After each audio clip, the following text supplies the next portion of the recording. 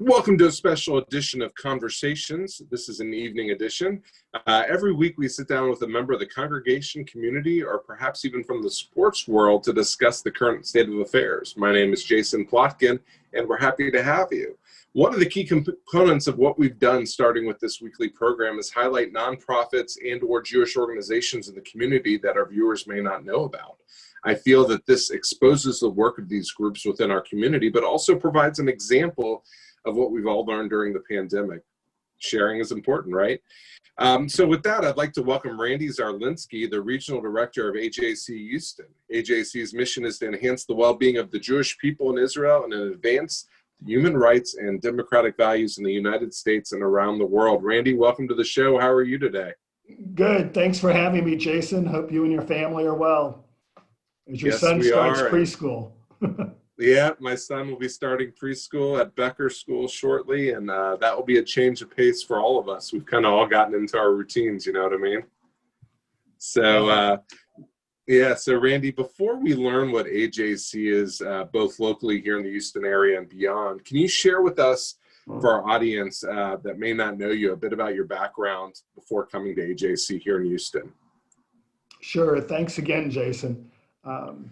Basically started in the Jewish communal world back in the late 70s and been fortunate in the public affairs arena. Been in the Northwest, New England, the Midwest, the poli-sci journalism background.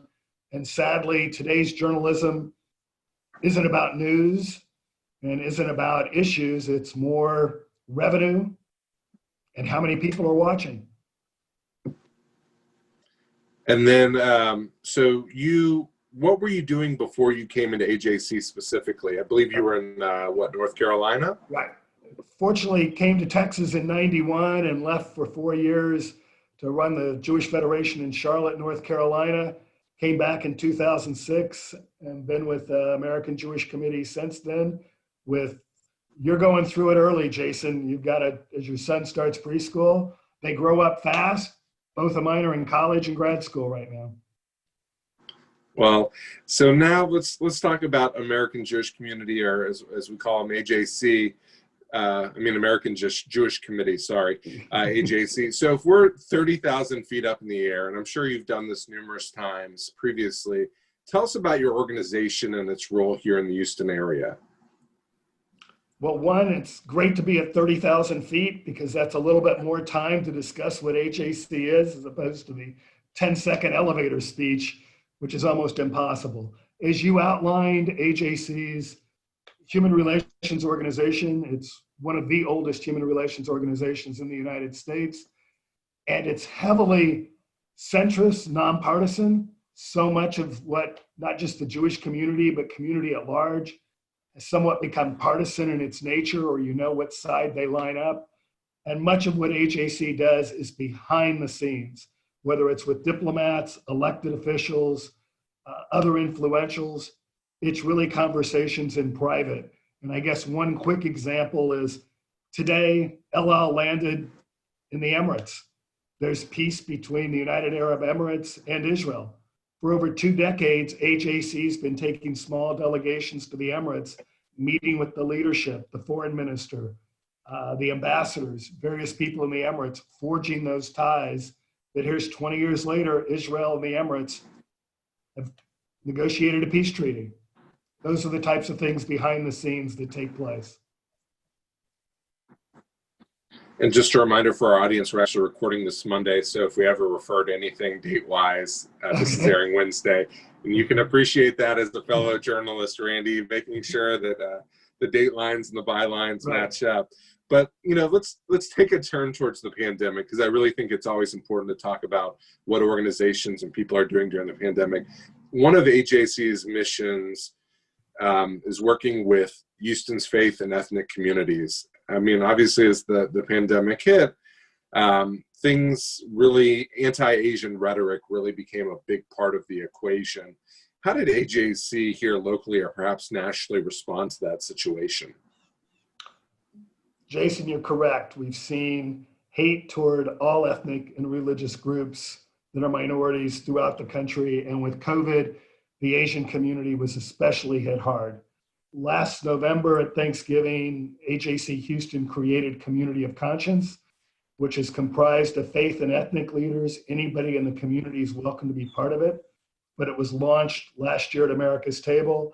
And this year with COVID and the attack on the Asian community, it really was the faith and ethnic communities through the Community of Conscience expressing solidarity with the Asian community by, at the time, presenting a letter to the Chinese consulate denouncing the attacks on Chinese, whether locally, nationally, or globally, because of COVID. At the same time, we had a Zoom meeting with Mayor Turner and asked the mayor and council members, Kamen and Plummer, that were also on the Zoom call with faith and ethnic leaders, asking them to call out the hate that's being sent forward, I guess, and whether it's writings or speeches against the Asian community. The mayor basically said, I'm happy to do that, but you all need to speak out. And it was stated, we're happy to do so on social media. And he says, no. Randy, you get your group, you come down here to Houston Television and you cut public service announcements denouncing hate toward all groups. And I'll turn over Houston Television to you to record those. Well, 16 of us during COVID, obviously spaced out different times, recorded 6 different PSAs, public service announcements, that to this day are continuing to air on Houston television stations in Spanish and English. And that's a response coming from faith and ethnic leaders. And that's not the Asians, it's Blacks, Latinos, Muslims, Jews, Christians that have cut those PSAs denouncing hate toward any group. Wow. And we'll get to some relationships and things you guys are doing behind the scenes with different groups in the community soon. But continuing on with the pandemic, okay, so you talked about social distancing when you were recording the PSAs. I guess as the pandemic became more widespread in here in the Houston area, things came to a bit of a halt the second week of March. How did AJC have to adjust their operations here locally as it relates to the work you guys do here in the community? Since mid-March, we have not been in our offices over near Greenway Plaza. Everyone's working from home. Like you, Jason, I think people are finding working from home, they're actually busier than they were working in their office.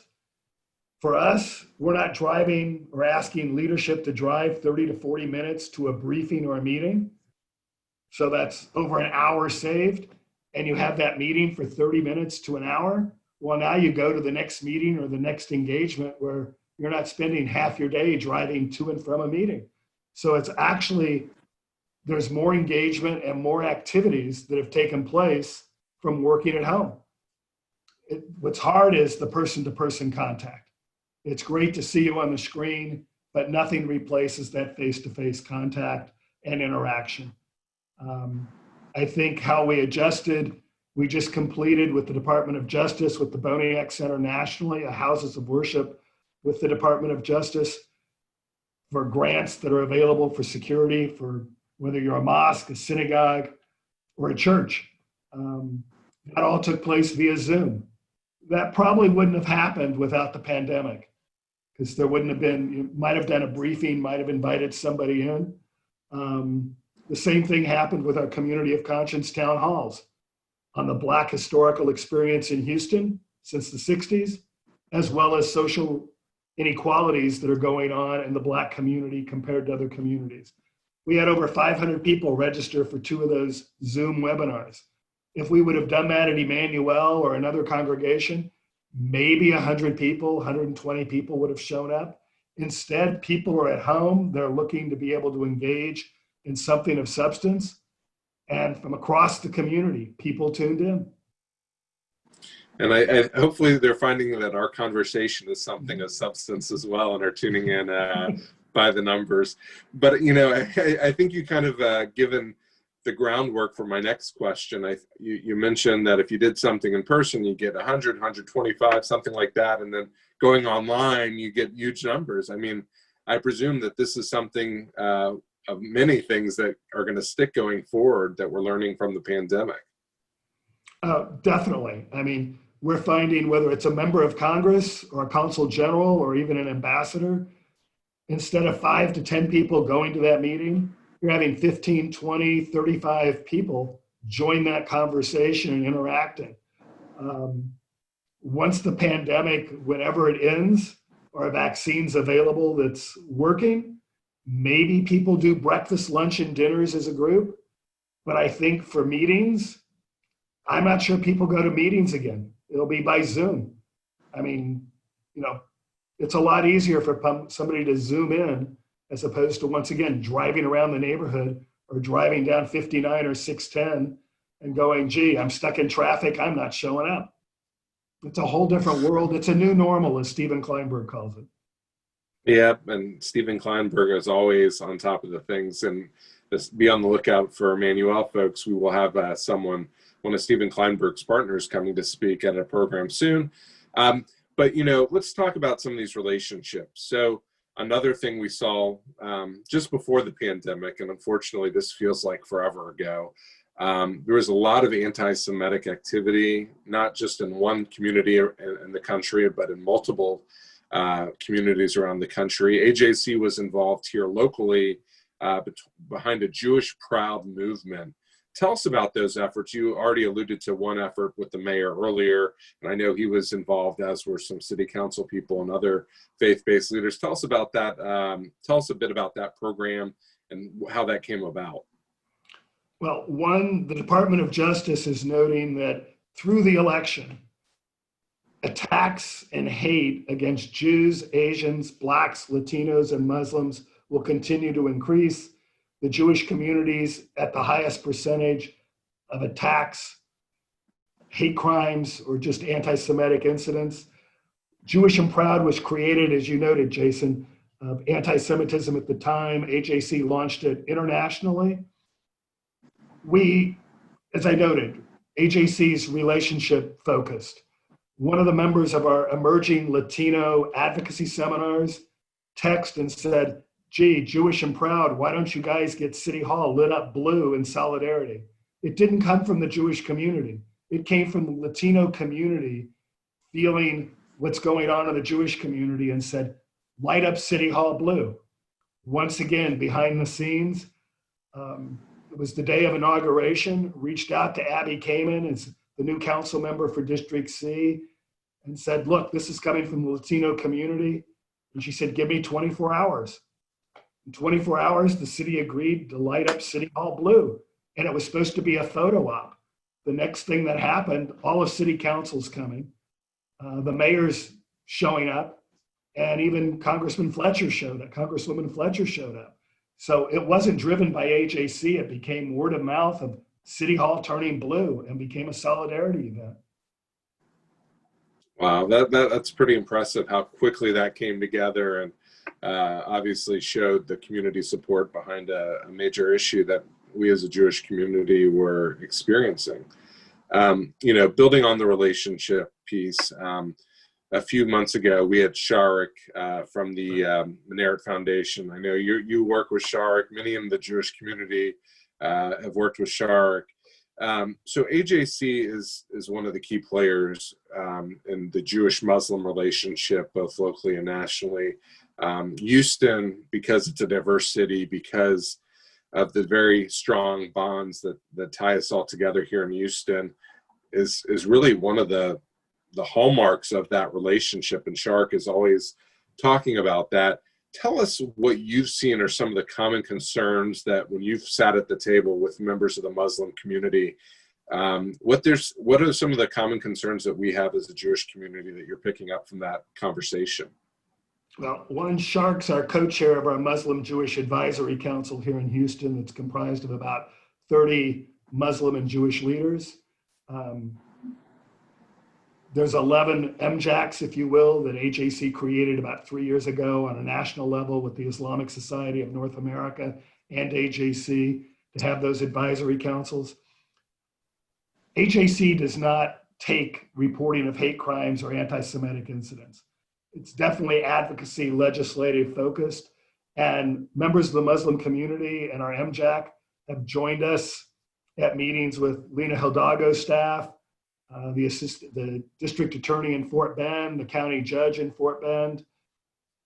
it's really, right now, hate crime data is essential for cities and towns to report to the FBI.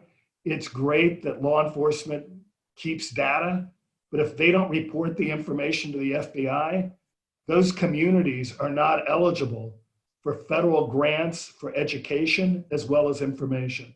Sadly, Harris County in 2018 did not report their hate crime data to the FBI.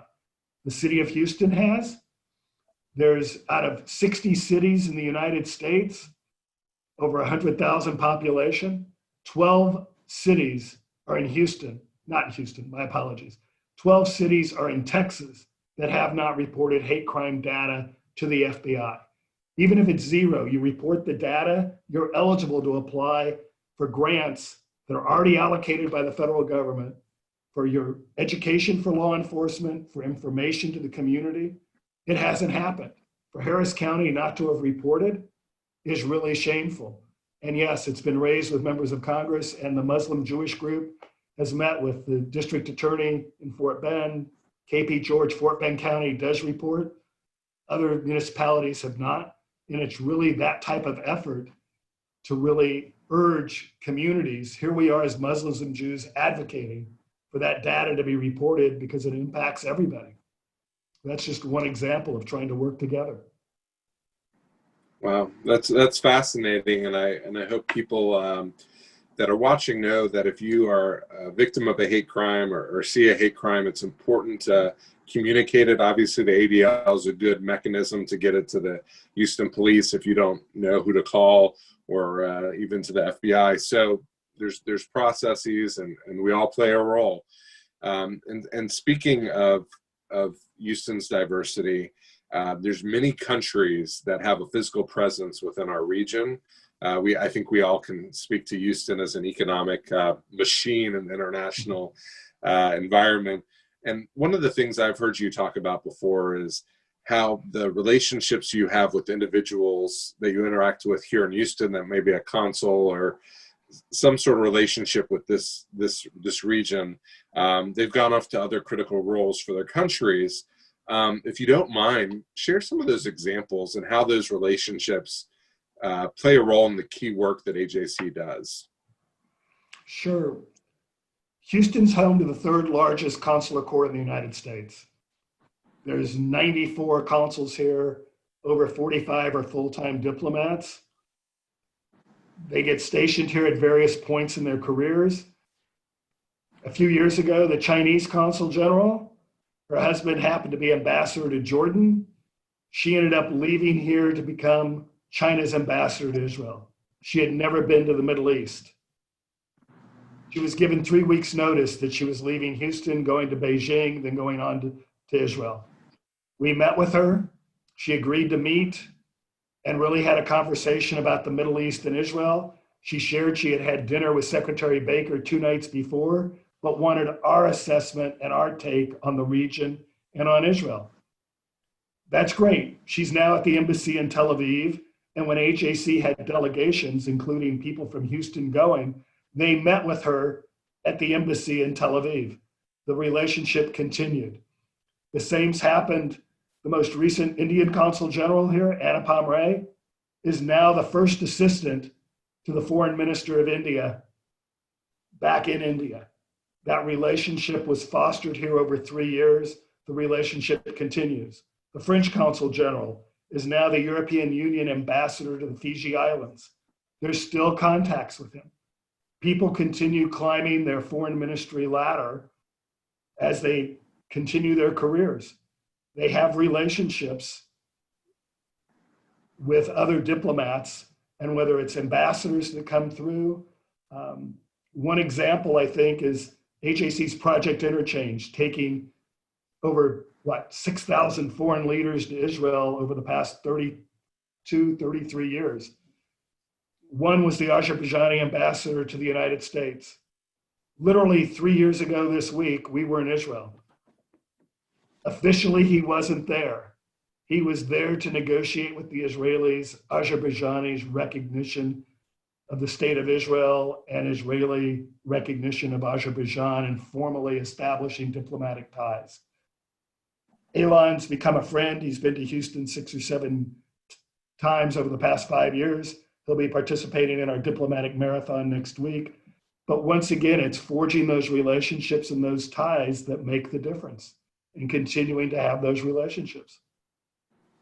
And then one last question about relationships. So many of our viewers are probably familiar with the work of our clergy at Emmanuel over the years across faith lines. Obviously, we've had speakers from various faiths come on this program as well to enlighten our viewers about what those faith-based communities are doing. And one of the things, and you brought this program up earlier in passing, was AJC's Community of Conscience program.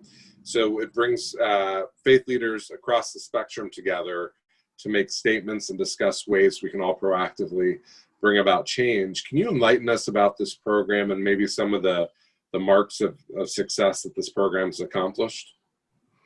Sure. Community of Conscience has been meeting, goodness, for the past year since it was created at Thanksgiving here in Houston. There's others, Community of Conscience, throughout the country. It's really focused on the faith and ethnic leaders in our community and really having them sit and talk about issues.